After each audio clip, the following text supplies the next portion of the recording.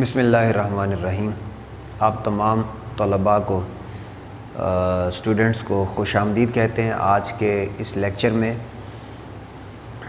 دوستو، پچھلے لیکچر تک جو باتیں ہم پڑھ چکے ہیں اس میں ہم لوگوں نے لیولز آف بائیولوجیکل آرگنائزیشن کو ابھی تک کمپلیٹ کیا۔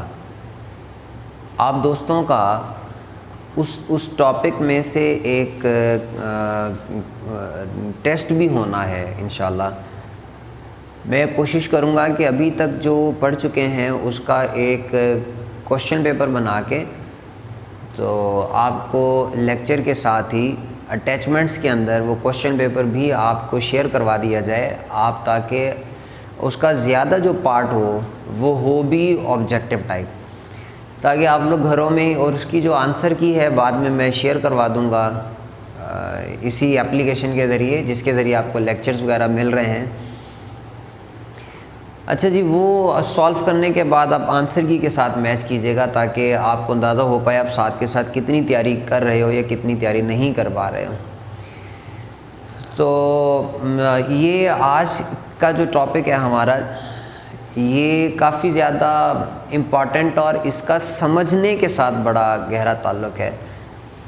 پہلے والے بھی ویسے ہیں تو سارے سمجھنے والے، لیکن آج تھوڑا زیادہ کنسیپچول ایک باتیں آنے والی ہیں، اس لیے آپ کی توجہ زیادہ چاہیے۔ اگر آپ میں سے کسی دوست نے، کسی اسٹوڈنٹ نے اس گوگل کلاس روم والی جو اپلیکیشن جہاں سے آپ لوگ لیکچرز وغیرہ لے رہے ہیں، اس کے برابر میں، اس کے پیرل اگر فیس بک یا کوئی اور چیز استعمال کر رہے ہیں تو پلیز اسے بند کر دیجئے، تاکہ آپ کی مکمل جو کانسنٹریشن ہے آپ کی اپنے اس لیکچر کی طرف ہو پائے۔ ذہن میں رکھیے گا، جتنا زیادہ کانسنٹریٹ کریں گے، جتنا زیادہ بات کو غور سے سنیں گے، اتنی زیادہ بات آپ کو اچھی طرح سے سمجھ آ پائے گی۔ تو سمجھنا زیادہ امپورٹنٹ ہے، اور اگر کوئی کوشچن ہو تو آپ کمنٹس کے اندر آپ پوچھ بھی سکتے ہیں۔ یہ یوٹیوب والی ویڈیو کے نیچے کمنٹس میں مت پوچھیے گا۔ جو اپلیکیشن ہے گوگل کلاس روم، اس میں جو آپ کی کلاس بنی ہوئی، جہاں پہ آپ کو ہم یہ لیکچرز وغیرہ فارورڈ کرتے ہیں، سینڈ کرتے ہیں آپ کو، اس کے نیچے بھی کمنٹ کا پورشن بنا ہوا ہوتا ہے۔ تو وہاں سے آپ لوگ اگر کوشچن پوچھیں گے کمنٹس کے اندر تو اس کے آنسرز آپ کو ساتھ کے ساتھ دیے جائیں گے انشاءاللہ۔ اچھا جی، آج کا ہمارا لیسن، آج کا ہمارا جو ٹاپک ہے وہ چھوٹے چھوٹے 2 لیسنز ہیں، لیکن کنسیپچولی بڑے امپورٹنٹ ہیں۔ ان میں سے ایک جو ٹاپک ہے، میں نے بھی آسانی کی خاطر پہلے سے ہیڈنگز دی ہوئی ہیں، ایک ہے لیونگ ورڈ ان اسپیس اور دوسرا ہے living word in time. Living word in space قدرے آسان، جبکہ لیونگ ورڈ ان ٹائم بہت زیادہ مشکل تو نہیں ہے، لیکن پھر وہی بات کہ کنسیپچول ہے، سمجھنے سے اس کا ذرا تعلق زیادہ ہے۔ اچھا جی، اس کا جو ٹاپک کا ٹائٹل ہے لیونگ ورڈ ان اسپیس یا لیونگ ورڈ ان ٹائم، آئیے ذرا ان کے جو ٹائٹلز ہیں نا اس کے بارے میں ایک دفعہ تھوڑی سی بات چیت ہو جائے۔ دیکھیں، لیونگ ورڈ کا مطلب ہے زندہ دنیا، لفظی مطلب تو یہ بنتا ہے، لیکن جو اس کا ایکچول میننگ ہوگا وہ ہوگا لیونگ آرگنزمز، یعنی پوری دنیا میں پائے جانے والے جتنے بھی جاندار ہیں وہ سارے کے سارے لیونگ آرگنزمز، وہ کہلائیں گے لیونگ ورڈ۔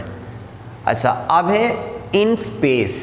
اسپیس کا لفظی مطلب یہاں پر آئے گا جگہ، یعنی لیونگ آرگنزمز، اور دوسرا ورڈ آ رہا ہے اسپیس۔ اس کا مطلب یہ بنے گا کہ دنیا میں اس وقت جتنے بھی لیونگ آرگنزمز ہیں وہ جگہ کے اعتبار سے ڈسٹریبیوٹیڈ ہیں، ان کی خاص جیوگرافیکل ڈسٹریبیوشن ہوتی ہے، جگہ کے اعتبار سے تقسیم ہوتے ہیں۔ مثال کے طور پہ اس بات کو سمجھانے کی خاطر دیکھیں، اگر آپ دیکھیں ہماری زمین کے اوپر تمام جو جگہیں ہیں وہ بھی ایک جیسی نہیں۔ مثال کے طور پہ کہیں پر ہماری زمین میں ڈیزرٹس ہیں، صحرا ہیں، کہیں پر جنگلات، گھنے جنگلات ہیں، اور کہیں پر گراسز وغیرہ زیادہ ہوتے ہیں، اور کہیں پر میدانی علاقے جہاں پر کوئی تھوڑے بہت درخت ہوئے، جس طرح ہمارے جہاں پر ہم رہتے ہیں یہ تمام علاقے میدانی علاقوں میں شمار ہوتے ہیں۔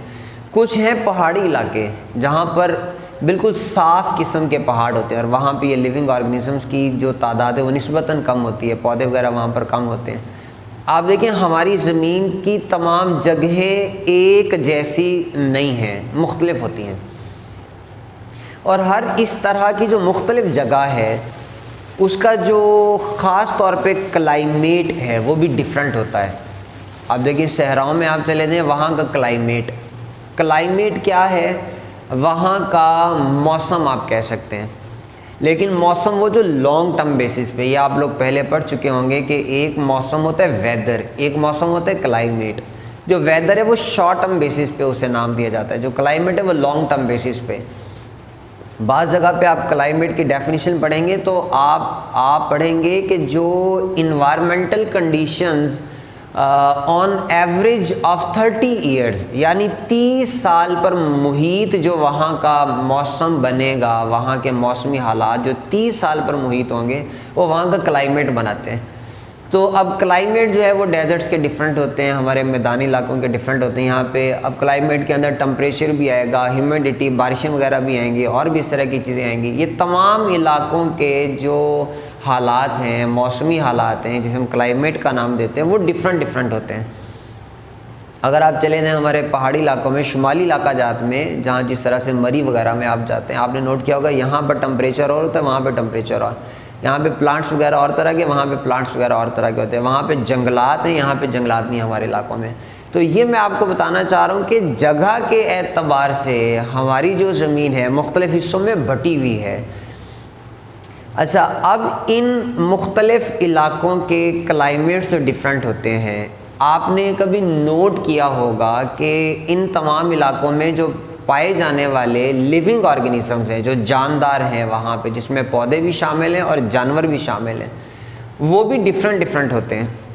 اب شمالی علاقہ جات میں جو پلانٹس ہیں وہ یہاں پر نہیں، وہاں پر زیادہ تر کون سے پلانٹ ہیں آپ نے دیکھا ہوگا جو پورا سال سبز رہنے والے، جنہیں ہم نام دیتے ہیں ایگزامپلس کے اندر کونی فیرس پلانٹس وہاں پر شامل ہیں، اور انہیں اردو میں تو سدا بہار کہتے ہیں، ایور گرین پلانٹس کا نام دیتے ہیں۔ وہاں پر دوسرے بھی ہو سکتے ہیں لیکن کم تعداد میں اس طرح کے پلانٹس وہاں پر زیادہ ہوتے ہیں، تو جبکہ ہمارے علاقوں میں اور طرح کے پلانٹس ہوتے ہیں۔ اچھا، یہ ہر علاقے کے کلائمیٹ کے اعتبار سے پودے وہاں پر ڈیفرنٹ ہوتے ہیں، اور وہاں پر پائے جانے والے جو اینیملز ہیں وہ بھی وہاں پر ڈیفرنٹ ہوتے ہیں۔ ہم نے کیا کرنا ہے لیونگ ورڈ ان سپیس کے اندر، ہم نے دیکھنا ہے جگہ کے اعتبار سے جانداروں کی تقسیم۔ جب اس کو اسٹڈی کیا جائے گا تو یہ ہے لیونگ ورڈ ان سپیس۔ میں نے کوشش یہ کی آپ کو آسان سی باتیں بتا کے آپ کو ٹاپک کا اصل مقصد بتایا جائے۔ اچھا جی، جب لیونگ ورڈ ان سپیس کو ہم نے اسٹڈی کرنا ہے، جگہ کے اعتبار سے جانداروں کا مطالعہ کرنا ہے، پودوں کو اور جانوروں کو، تو اس کو اسٹڈی کرنے کی خاطر ہمارے بایولوجسٹس نے کیا کیا، ہماری زمین کو مختلف بایومز میں تقسیم کر دیا، مختلف علاقوں میں بانٹ دیا، اور ان علاقوں کو ٹیکنیکلی بایولوجی کے اندر بایومز کا نام دیا گیا۔ تو بایومز کو اسٹڈی کریں گے تو لیونگ ورڈ ان سپیس کو اسٹڈی کر لیا جائے گا۔ اب دیکھتے ہیں بایوم کیا ہوتا ہے۔ اگر آپ کو بایوم لفظ کا مطلب سمجھ آ گیا، اس کی ڈیفینیشن اگر آپ کو سمجھ آ گئی، تو مجھے امید ہے یہ ٹاپک یہ پہلے والا ہمارا کمپلیٹ ہو جائے گا۔ دیکھیے بایوم کیا ہے، میں نے آسانی کی خاطر ڈیفینیشن اس کی پہلے سے لکھی ہوئی ہے، اسے تھوڑا سا میں آپ کے سامنے ایکسپلین بھی کرتا ہوں۔ لکھا ہوا جی، لارج ریجنل کمیونٹی، ریجن کا لفظ علاقے کے لیے استعمال کرتے ہیں۔ لارج ریجنل کمیونٹی، ایک بڑے علاقے میں موجود کمیونٹی۔ جو کمیونٹی ہے اس کے بارے میں ہم پہلے پڑھ چکے ہیں، پاپولیشن کا اگلا لیول کمیونٹی، جس کے اندر کسی علاقے کے تمام لیونگ آرگنیزمز شامل ہوتے ہیں، پلانٹس اینڈ اینیملز ایٹسیٹرا۔ اچھا، ایک بہت بڑے علاقے پر مشتمل ایک کمیونٹی ہے، پرائمریلی ڈیٹرمائنڈ بائی کلائمیٹ، یعنی وہ کمیونٹی ایسی جو خاص طور پر پہچانی جائے گی وہاں کے کلائمیٹ سے، وہاں پر موجود جو کلائمیٹ ہے، موسمی حالات ہیں، ان کے اعتبار سے جو وہاں پر موجود کمیونٹی ہے وہ ساری کی ساری وہاں کا بایوم کہلاتی ہے۔ اب ہمارے جو بایولوجسٹ ہیں انہوں نے پوری دنیا کو مختلف طرح کے بایومز میں ڈیوائڈ کیا ہوا ہے. میں آپ کو ایک دو ایگزامپلس دیتا ہوں. مثال کے طور پہ ایک بایوم ہمارے جو بایولوجسٹ ہیں انہوں نے کہا ڈیزرٹس کا جو بایوم ہے وہ علیحدہ ہے. اسی طرح انہوں نے کہا جو گراس لینڈز ہوتے ہیں ان کا بایوم علیحدہ ہے. اسی طرح سے انہوں نے کہا جی جو فارسٹس ہوتے ہیں ان کے بایومز علیحدہ ہوتے ہیں. یہ میں 3 مثالیں آپ دوستوں کے سامنے رکھی ہیں. ان تینوں میں اگر آپ کبھی جانے کا اتفاق ہو ان 3 طرح کے علاقوں میں تو آپ دیکھ پائیں گے کہ تینوں علاقوں کے کلائمیٹس ڈیفرنٹ ہوتے ہیں اور تینوں میں پائے جانے والے جو پلانٹس ہیں وہ بھی ڈیفرنٹ ہوتے ہیں اور نتیجے کے طور پہ جو اینیملز ہیں وہ بھی ڈیفرنٹ ہوتے ہیں. اچھا یہ جو بایوم ہوتا ہے بایوم دیکھیے اس بایوم کی کچھ فیچرز ہیں کچھ کیریکٹرسٹکس ہوتی ہیں. آئیے ایک دو باتیں آپ سے میں شیئر کرتا ہوں. ہمیشہ ذہن میں رکھیے گا کہ کوئی بھی بایوم ہوگا ہمیشہ جو اس کی پہچان ہوگی کیریکٹرائزڈ بائی آ پلانٹ. یہ بڑی امپورٹنٹ بات ہے. کسی بھی بایوم کے اندر ہمیشہ کوئی ایک پلانٹ یا چند ایک پلانٹس ایسے ہوں گے جو وہاں کے ڈومیننٹ پلانٹس ہوں گے. مثال کے طور پہ آپ شمالی علاقہ جات میں جائیں مری وغیرہ میں جائیں تو وہاں پہ آپ کو سب سے زیادہ تعداد میں جو نظر آنے والے پودے ہوتے ہیں وہ آپ کو کونیفرز نظر آتے ہیں. اس کی بہت ساری مثالیں آپ کے سامنے آپ خود بھی دیکھتے ہیں. کونیفرز وہ جن کے اوپر کونس لگتی ہیں آپ وہاں پر جاتے ہوں گے آپ دیکھتے بھی ہوں گے. تو اب یہ ہمیشہ ایک فیچر ہوتی ہے کہ بایوم کے اندر کوئی ایک پلانٹ یا جو بہت قریبی تعلق رکھنے والے پلانٹس ہوتے ہیں جو ایک سیم فیملیز وغیرہ سے ہوتے ہیں وہ چند ایک پودے یا کوئی ایک خاص پودا کسی ایک بایوم کے اندر ہمیشہ ڈومیننٹ ہوتا ہے. وہ سب سے زیادہ مقدار میں موجود ہوتا ہے. اچھا یہ کون سے پودے ہوں گے یا پلانٹ کی خاص اسپیشیز کون سی ہوگی؟ یہ وہ ہوگی جو اس خاص کلائمیٹ کے ساتھ سب سے زیادہ سوٹ کرتی ہوگی. یعنی جس کو وہ کلائمیٹ سب سے زیادہ فیور کرتا ہوگا وہ وہاں پر زیادہ اس کی گروتھ ہو جاتی ہے.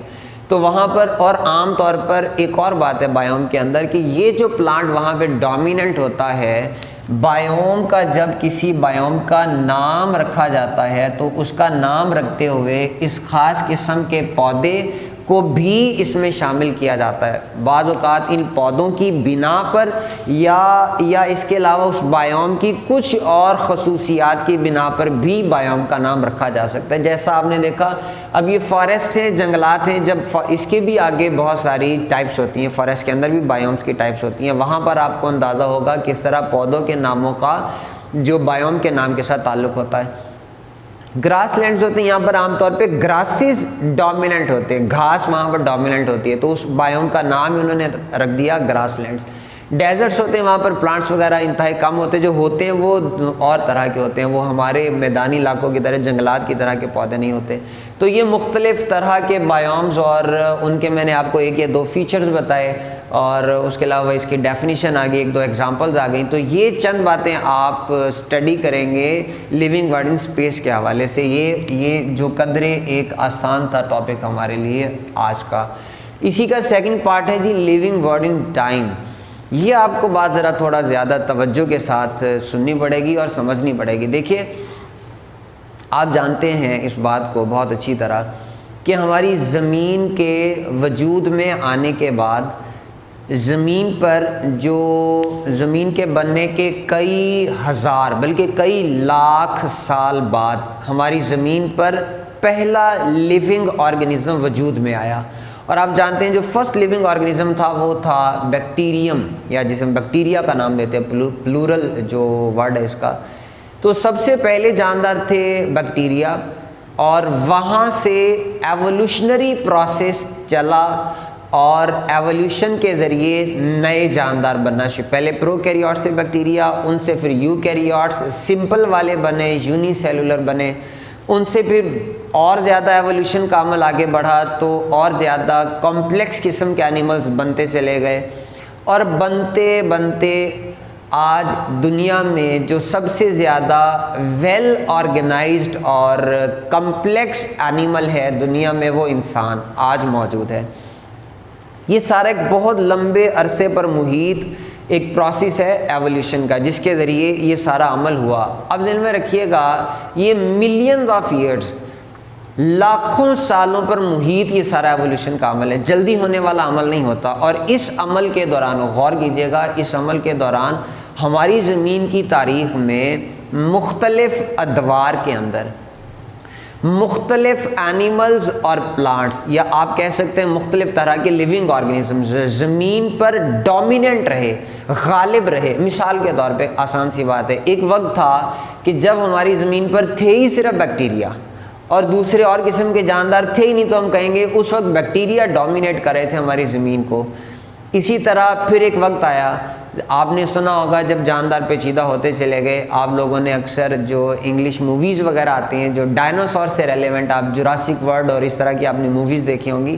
ایک وقت تھا جب انسان نہیں تھے اور ڈائناسورز وغیرہ ہماری زمین پر ڈومیننٹ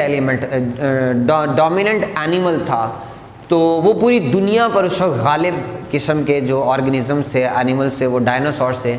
اچھا پھر ڈیفینیٹلی مختلف ادوار کے اندر اور طرح کے اینیملز بھی ڈومینیٹ کرتے رہے ہماری زمین کو. اچھا اب یہ والی جو بات میں نے آپ کو بتائی کہ ایولیوشن کے دوران کسی دور میں کسی قسم کے جاندار ڈومیننٹ تھے، کسی دور میں کسی قسم کے جاندار ڈومیننٹ تھے، تو اب یہ جاندار جو ایولیوشن کا عمل شروع ہونے سے لے کر آج تک جو ملین ایئرز گزر گئے، ان تمام سالوں میں کس وقت میں کون کون سے جاندار پائے گئے. دیکھیں جب ہم بات کرتے ہیں لیونگ ورلڈ ان اسپیس کی، تو ہم بات کرتے ہیں کہ کس زمین پر آج کے وقت میں کس مقام کس جگہ پر کون سے جاندار ہیں موجودہ وقت میں.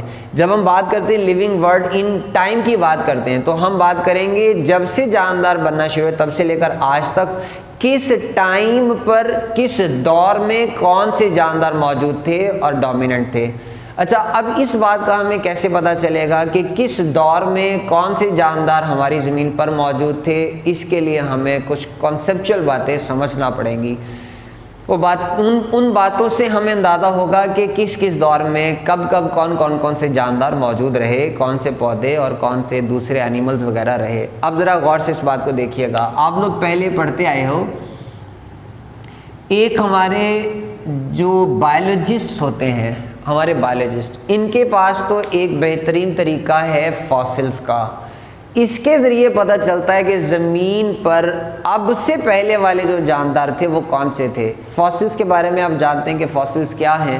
جو جاندار آج سے ہزاروں سال پہلے مر جاتے ہیں، اینیملز ہوں یا پلانٹس ہوں، اگر وہ مٹی کے اندر دب گئے اور آج کے دور میں اگر ہم انہی پہاڑوں کو دوبارہ سے کھدائی کریں اور وہاں سے اگر ان کے اینیملز کے ریمینز اگر ہمیں مل جائیں، اور اگر پلانٹس وغیرہ ہیں ان کے ہمیں سائنز اگر ملتے ہیں، تو ہم ان سائنز اور جو ان کے ریمینز ہیں، اس طرح کی چیزوں کو ہم فاسلز کا نام دیتے ہیں.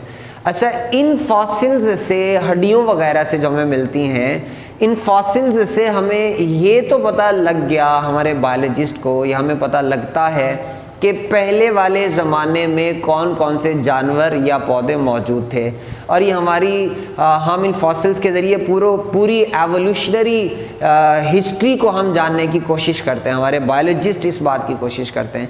لیکن سوال یہ ہے کہ یہ جتنے بھی فاسلز ہیں ہمیں جو مل رہے ہیں مختلف علاقوں سے، یہ فاسل سے ہمیں یہ کیسے پتہ چلے گا کہ فلاں اینیمل آج سے اتنے ہزار سال پہلے موجود تھا، آج سے کتنا عرصہ پہلے کوئی اینیمل موجود تھا؟ یہ کیسے پتہ چلے گا؟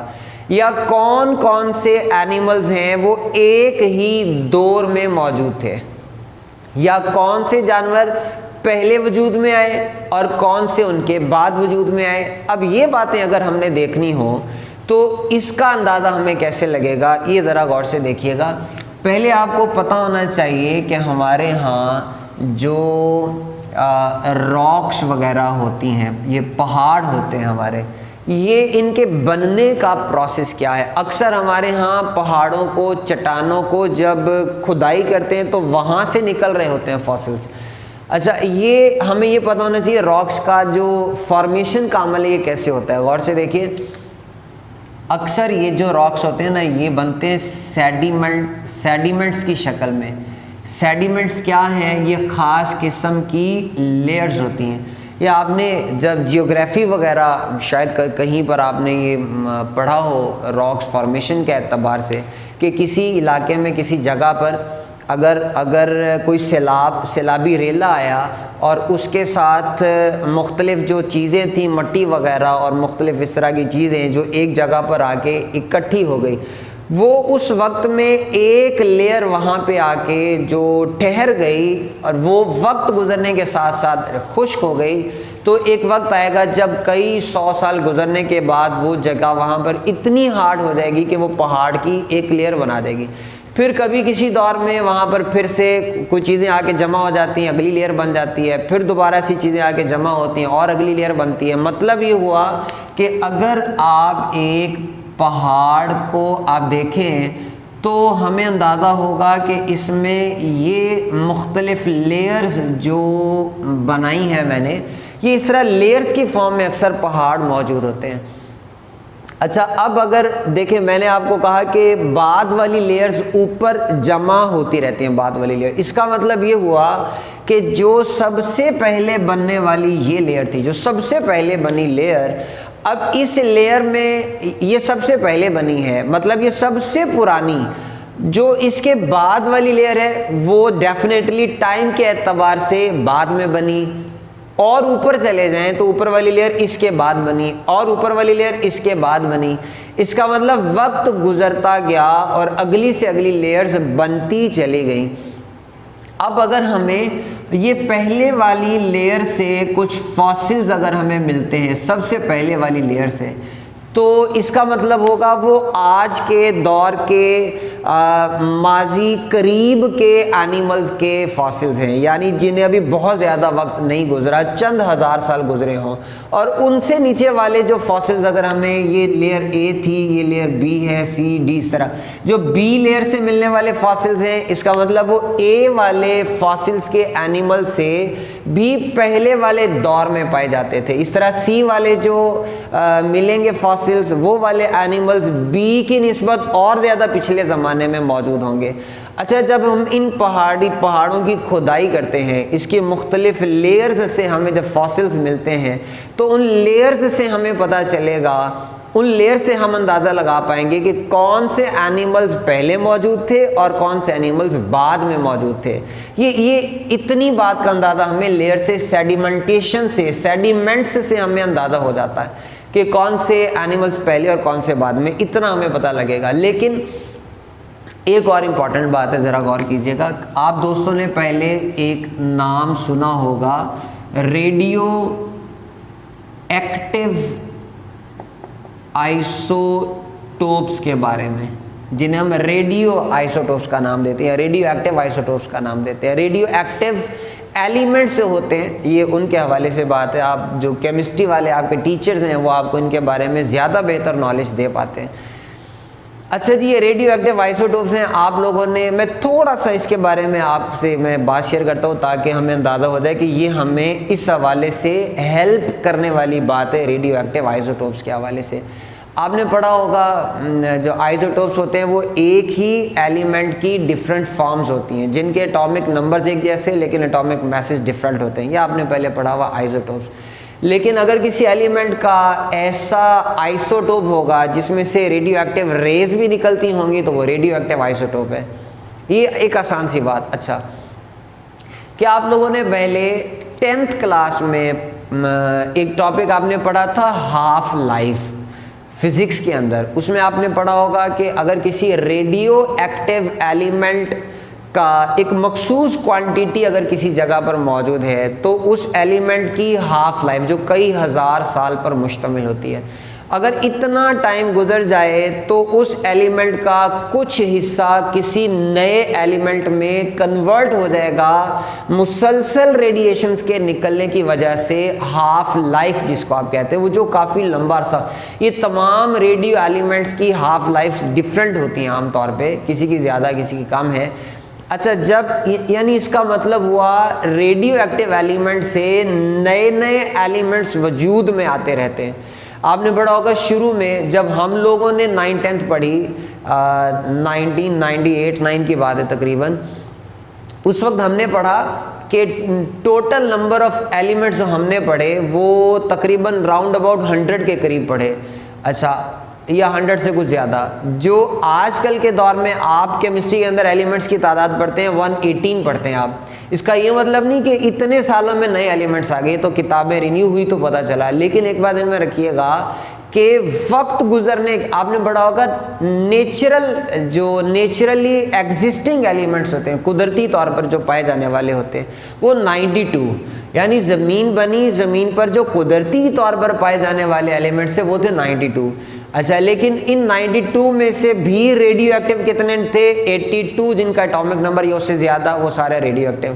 اچھا ان ریڈیو ایکٹیو میں زمین کے بننے سے لے کر آج تک تبدیلیاں آتے رہیں, ان کا ہاف لائف کا ٹائم گزرتا چلا گیا اور نئے نئے ایلیمنٹس اس میں وجود میں آتے چلے گئے. اس کا مطلب یہ ہوا کہ جیسے جیسے وقت گزر رہا ہے, وہ ہاف لائف والا ٹائم پورا ہو رہا ہے, تو نئے سے نئے ایلیمنٹس وجود میں آ رہے ہیں. اب ذرا غور کیجئے, آپ کے خیال میں یہ جو میں نے آپ کو ریڈیو ایکٹیو آئزوٹوپس یا ریڈیو ایکٹیو ایلیمنٹس کی ایک چھوٹی سی کہانی بتائی کہ وقت گزرنے کے ساتھ نئے نئے عناصر ایلیمنٹس جنم لیتے ہیں. پہلے والے ایلیمنٹس میں سے ریس نکل جانے کی وجہ سے الفا بیٹا گیما ریز, یہ سارا آپ نے پہلے 9th میں پڑھا ہوا ہے. اس کا مطلب یہ ہوا کہ پہاڑ کے سیڈیمنٹس کے اندر, اس کی لیئرز کے اندر جو لیئرز, آپ یہ بتائیں کہ جو لیئرز باٹم میں موجود ہیں, نیچے کی جانب جو لیئرز ہیں, ان کے اندر ریڈیو ایکٹیو آئزوٹوپس کی تعداد زیادہ ہوگی یا اپر لیئرز میں زیادہ ہوگی؟ تو ڈیفینیٹلی آپ کے ذہن میں یہ بات آئے گی کہ جو باٹم میں لیئرز ہیں وہ پرانے وقت کی بات تھی, پہلے وہ بنی, تو پہلے وقت میں ریڈیو ایکٹیو ایلیمنٹس کی تعداد ڈیفینیٹلی کم ہونی ہے. جب ٹائم گزرتا چلا گیا, اگلی لیئرز بنی, تو اس وقت تک نئے ایلیمنٹس بھی دنیا میں بن چکے تھے, تو اگلی لیئرز میں ریڈیو ایکٹیو ایلیمنٹس کی تعداد اور بڑھ گئی, اس سے اوپر والی لیئر میں ریڈیو ایکٹیو ایلیمنٹس کی تعداد اور بڑھ گئی. یہ جو آئزوٹوپس ہے یہ اوپر والی لیئرز کے اندر بڑھتے چلے گئے. اب ذرا غور کیجئے, چونکہ مختلف لیئرز کے اندر پائے جانے والے یہ ریڈیو ایکٹیو آئزوٹوپس یہ معلوم کیے جا سکتے ہیں کہ کس لیئر میں کون کون سے ریڈیو ایکٹیو آئزوٹوپس ہیں. اور آپ کو پتہ ہے کہ تمام ریڈیو ایکٹیو ایلیمنٹس کی ہاف لائفز ہوتی ہیں, اور وہ بھی ہمارے جو سائنٹسٹ ہیں وہ معلوم کیا ہوا ہے انہوں نے. تو ان ہاف لائفز کی مدد سے جو سال کیلکولیٹ کرتے ہیں, ان سالوں کے حساب کی مدد سے یہ اندازہ لگایا جا سکتا ہے کہ یہ والی لیئر اس لیئر کے کتنے عرصے بعد وجود میں آئی اور اس کے کتنے عرصے بعد یہ والی لیئر بنی ہوگی. یعنی ان تمام لیئرز میں پائے جانے والے جو فاسلز ہیں ان کا آپس میں جو کمپیریٹیو ایک مطالعہ ہے وہ آسان ہے. یہ پتہ لگ جائے گا کہ یہ والے جو فاسلز ہیں ان کی نسبت کتنے ہزار سال بعد اس زمین پر وجود میں آئے. تو یہاں سے ہمیں اینیملز کی جو اکرنس ہے, اینیملز کی جو ایگزسٹنس ہے ہماری زمین کے اوپر, کہ پہلے کون سا بعد میں کون سا, اور پہلے والا بعد والے سے کتنے ہزار سال پہلے زمین پر وجود میں آیا, یہ ان کا آپس میں ایگزسٹنس کے اعتبار سے کمپیریزن کرنا یہ ریڈیو ایکٹیو آئزوٹوپس کی وجہ سے ممکن ہوا. اس سے آپ کو دوستو یہ تو پتہ لگ گیا, دیکھیں میں نے ابھی تک 2 باتیں بتائیں. ایک میں نے بتایا کہ فاسلز, اس سے ہمیں پتہ چلتا ہے کہ پہلے زمین پر اور طرح کے جاندار موجود تھے. دوسرے نمبر پر بات کی کہ سیڈیمنٹس لیئرز سے, یہ ہمیں راکس کی فارمیشن بتاتی ہے کہ اس کے اندر بعد والی لیئرز, اوپر والی لیئرز بعد میں بنی, تو کون سے جانور پہلے اور کون سے بعد میں زمین پر وجود میں ہے.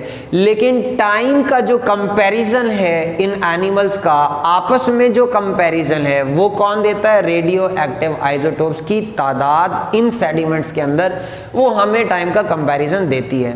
اچھا جی, اب آ جائیے, یہ یہاں تک باتیں ہماری کتاب میں موجود ہیں. اب ایک بات ایسی جو ہماری بک کے اس پورشن میں تو نہیں ہے, آپ لوگوں نے پہلے 9th کی کیمسٹری میں یہ بات پڑھی ہوگی. ایک اور لیٹسٹ ٹیکنالوجی ہے جس کو ہم نام دیتے ہیں کاربن ڈیٹنگ کا نام دیتے ہیں.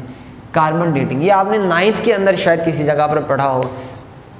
اب تو خیر جو فاسلز ہمیں ملتے ہیں، فاسل ریکارڈز ہمیں ملتے ہیں، ان کی ہڈیوں میں ان کی ہڈیوں کا انالیسس ہوتا ہے. کاربن ڈیٹنگ ایک مخصوص ٹیکنیک ہوتی ہے، اس کے ذریعے. تو کاربن، میں اس کی ڈیٹیل میں نہیں جاؤں گا کہ یہ کون سی ٹیکنیک ہے. اس کے ذریعے اب تو یہ ایگزیکٹ معلوم کیا جا سکتا ہے کہ کون سا اینیمل، یعنی جس اینیمل کا وہ فاسل ہے، بونز ہیں، وہ اینیمل آج سے کتنے ہزار سال یا کتنے لاکھ سال پہلے موجود تھا اور وہ زمین پر کتنا عرصہ اس نے گزارا. تو یہ ایگزیکٹ کیلکولیشن اب کاربن ڈیٹنگ کی مدد سے ہو سکتی ہے. تو یہ تمام چیزیں آپ اپنے اس ٹاپک کے اندر پڑھیں گے. اچھا، ہماری جو بک ہے، ہماری بک میں یہ تو میں نے آپ کو کنسیپچولی چند باتیں بتائی ہیں. اگر آپ نے غور سے ان باتوں کو سنا ہوگا تو مجھے امید ہے آپ کو یہ چند پوائنٹ آپ کو سمجھ آئے ہوں گے. اچھا جی، آپ کی کتاب کے اندر، آپ کی بک میں دیا ہوا ہے ایک، یہ کتاب میرے ہاتھ میں، آپ کی بک میں ایک انہوں نے ٹائم چارٹ بنا کے دیا ہوا ہے، جو میں چاہتا ہوں کہ آپ کو تھوڑا قریب سے دکھا دیا جائے تاکہ آپ کو اندازہ ہو پائے کہ اس چارٹ کو اسٹڈی کیسے کرنا ہے، پڑھنا کیسے، اور اس میں کون سی باتیں سمجھنے کے لیے اور کون سی باتیں یاد کرنے والی ہیں. چلے میں آپ کی آسانی کی خاطر کیمرے کے قریب لے کے آتا ہوں تاکہ آپ اسے آسانی سے سمجھ پائیں.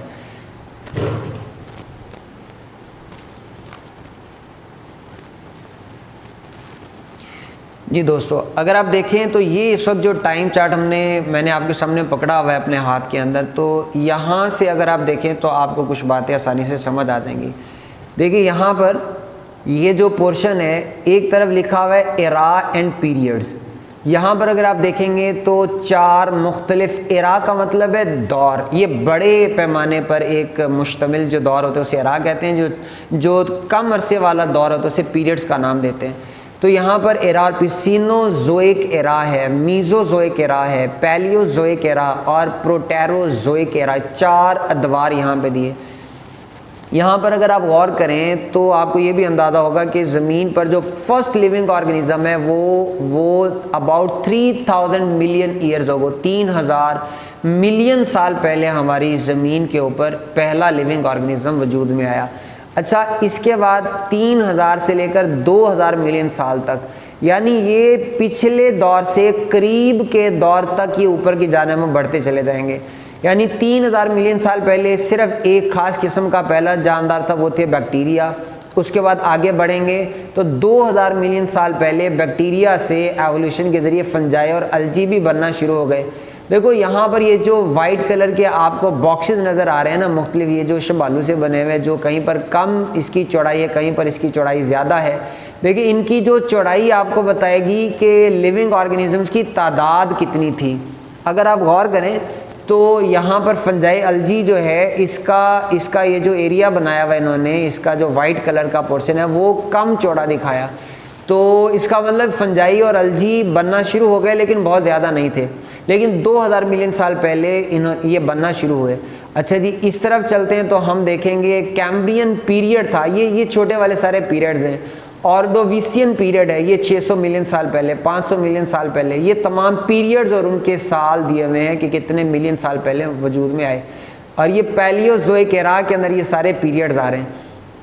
یہ وہ ایرا تھا جس میں آپ دیکھیں ایج آف ٹرائلوبائٹس، یہاں پر انہوں نے بتایا ہوا ہے کہ یہ بھی خاص قسم کے جاندار یہاں پر بننا شروع ہوئے، جو انورٹیبریٹس بعد میں جا کے جنہیں خاص طور پر نام دیا گیا انورٹیبریٹس. اور یہ ساتھ میں آپ کو یہ جو باکس نظر آ رہا ہے، اس میں یہ ہے مچھلیوں کا دور، جو یہاں پر اس کی آپ دیکھیں چوڑائی زیادہ ہے، مطلب یہاں پہ مچھلیاں کافی زیادہ. ایک وقت آیا جب یہ میزوزوئک ایرا سٹارٹ ہوا تھا تو وہاں پر ان کی تعداد میں کمی ہے، لیکن بعد میں اب دوبارہ ان کی تعداد بڑھ گئی. اچھا جی، یہاں سے ایمفیبینس کا ٹائم سٹارٹ ہوا. یہ والا ایک ٹائم وہ تھا، یہ پرمین جو پیریڈ تھا 270 ملین ایئرز اگو. تو یہاں پہ ایمفیبینس کی تعداد بہت زیادہ، لیکن بعد میں یہاں پہ جوراسک ٹائم میں آ کے ایمفیبینس کی تعداد کم ہو گئی اور یہ اتنی تعداد اب بھی موجود ہے. ریپٹائلز نے ایک دور ایسا ہے جب ریپٹائلز ہماری زمین پر تھے ڈومیننٹ. دیکھیے جوراسک پیریڈ 180 ملین ایئرز اگو، یہ تھا وہ ٹائم. یہ میزوزوئک ایرا میں سب سے زیادہ آپ دیکھیں گے ریپٹائل زمین کو ڈومینیٹ کر رہے تھے. یہ تو ہیں اینیملز کی باتیں. برڈز تو بہت عرصے سینوزوئک ایرا میں آ کے برڈز ڈومینیٹ ہوئے, میملز اب جا کے ڈومینیٹ ہوئے. یہ اس طرف اینیملز کی ساری باتیں, اس طرف پلانٹس کی باتیں. یہاں پہ آپ کو نظر آ رہے ہوں گے فرنز, اور یہ جمنوسپرمز ہیں, اور یہ اینجیوسپرمز وغیرہ فلاورنگ پلانٹس ہیں. یہ آج کے دور میں سب سے ڈومیننٹ پلانٹ یہ والے ہیں. تو آپ نے اس میں سے یاد کیا کرنا ہے دوستو, اس میں سے آپ یاد کرو گے خاص طور پہ اتنا پورشن, یہ والا جو پورشن ہے اس کو آپ دوستوں نے تیار کرنا ہے, تاکہ اس میں سے اگر کوئی MCQs آ جائے کہ فلاں جو ٹائم پیریڈ تھا یا ایرا تھا وہ کتنے ملین سال پہلے موجود تھا, تو یہ آپ ضرور تیار کیجیے گا. باقی اس کو بھی اچھی طرح سے دیکھیے گا. السلام علیکم ورحمۃ اللہ وبرکاتہ.